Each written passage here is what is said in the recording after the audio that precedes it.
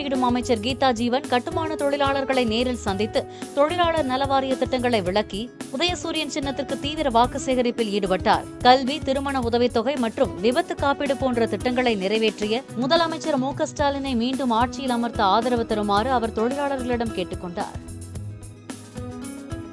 23ஆம் தேதி சட்டமன்ற தேர்தல்.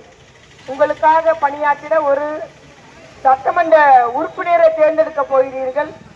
ஆகவே சட்டமன்ற உறுப்பினராக 5 ஆண்டுகளாக நான் பணிபுரிந்த நீங்கள் அறிவீர்கள். நம்முடைய பகுதிக்கு பல்வேறு வளர்ச்சி திட்டங்களை பெற்று தந்துள்ளோம். அது மட்டுமல்லாமல் உங்களில் ஒருவராக வேறுபாட்டிருக்கேன். தேர்தலுக்காக வரக்கூடியவல்ல. எதிர்கட்சியில் இருக்கிற அதிமுக வேட்பாளராலும் சரி, பிற கட்சிகளின் வேட்பாளரும் இன்னைக்கு இறக்குமதி செய்யப்பட்ட வேட்பாளர்கள் தேர்தலுக்கு மக்களை சந்திக்கிறாங்க. ஆனா நான் அப்படி அல்ல. நம்ம ஊர்ல வள வர்றவர், என்ன பிரச்சனைனாலும் வந்து பார்க்கக்கூடியவங்க, பிரச்சனையை தீர்த்து வைக்கக்கூடியவர்கள். ஆகவே எனக்கு ஒரு வாய்ப்பு தாருங்கள், மீண்டும் ஒரு வாய்ப்பு தாருங்கள்.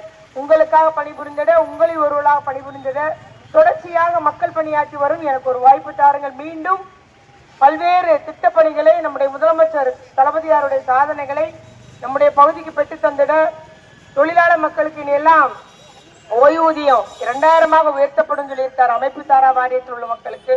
அதுபோல மகளிர் உரிமை தொகை 2000 உயர்த்தப்படும் இருக்கிறாரு. முதியோர் உதவித்தொகை 2000 உயர்த்தப்படும் இருக்கிறாரு. மாற்றுத்திறனாளி உதவித்தொகை 2500 உயர்த்துவேன் இருக்கிறாரு. கிராமத்துல வீடு இல்லாதவர்களுக்கு கனவு இல்லம் போல நகர்ப்புறத்திலையும் கனவு இல்லம், கலைஞர் கனவு இல்லம் தரப்படும் சொல்லி இருக்கிறாங்க. இவ்வாறு பல்வேறு திட்டங்களை நமக்கு பெற்று தந்திட எனக்கு ஒரு வாய்ப்பு தாருங்கள். உங்களுக்காக பணிபுரிந்து வரும் எனக்கு மீண்டும் ஒரு